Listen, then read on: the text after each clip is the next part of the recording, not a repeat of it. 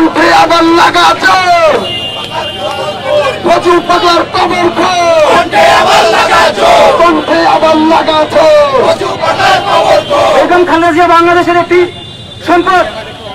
এইরকম একটি ব্যক্তির রাজনৈতিক উপদেষ্টা যদি এরকম মানসিক বিকারগ্রস্ত, মানসিক ভারসাম্যহীন ফজলুর রহমান হয়, এটা বাংলাদেশের জন্য লজ্জা, শুধু বিএনপির জন্য নয়। আমরা লন্ডনের নেতা জনাব তারেক রহমানকে বলতে চাই, আপনাদের যদি সমস্যা না খুলে আমাদেরকে বলবেন, আমরা নিজ দায়িত্বে ফজলুর রহমান সহ যত মানসিক বিকারগ্রস্ত নেতা জন আছেন তাদেরকে আমরা নিজ দায়িত্বে মানসিক চিকিৎসা কেন্দ্রে পাঠাবো এবং তাদেরকে চিকিৎসার সুব্যবস্থা আমরা গ্রহণ করব।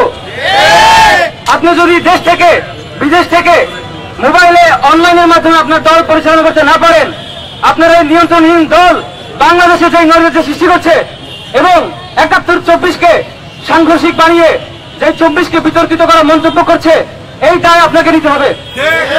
এবং ফজলুর রহমান সহ দেশের আওয়ামী লীগের দালালেরা ফ্যাসিবাদী সময় বিভিন্ন জায়গায় প্লট নিয়ে আওয়ামী লীগের দালালি করে নিজেদের রাজনৈতিক জীবন কাটিয়ে দেওয়ার চিন্তা করেছিল, তাদের জন্য এটা আফসোসের বিষয় ২৪-এ এই বাংলাদেশের ছাত্র জনতা তাদের সেই স্বপ্নকে ভেঙে দিয়ে বাংলাদেশকে ফ্যাসিবাদ মুক্ত করেছে। অতএব আমরা কামনা করি জনাব তারেক রহমান, আপনি দেশে আসুন, সংগঠনের হাল ধরুন, আপনার দলের হাল ধরুন, অথবা এদেরকে বিলুপ্ত ঘোষণা করুন, অথবা আপনার দলকে বিলুপ্ত ঘোষণা করুন। বাংলাদেশে এই ধরনের ফ্যাসিবাদের দালালকে এই দেশের ছাত্র জনতা কখনোই গ্রহণ করবে না।